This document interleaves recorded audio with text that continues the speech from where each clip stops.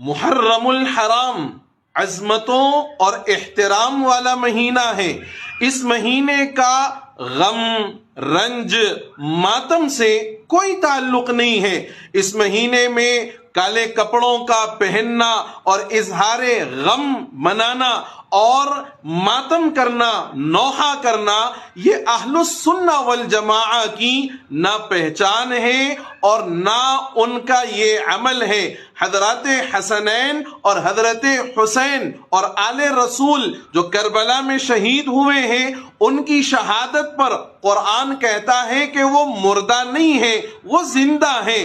اور شہداء کی اس دنیا سے گزرنے پر ماتم نہیں منایا جاتا، بلکہ علامہ اقبال کہتے ہیں کہ ماتم وہ کریں جو منکر ہے حیات شہداء کے.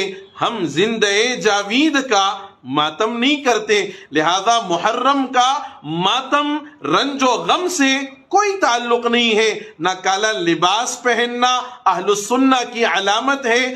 یہ سب غیر شرعی باتیں اور غیر مناسب باتیں ہیں. اس سے پرہیز کریں.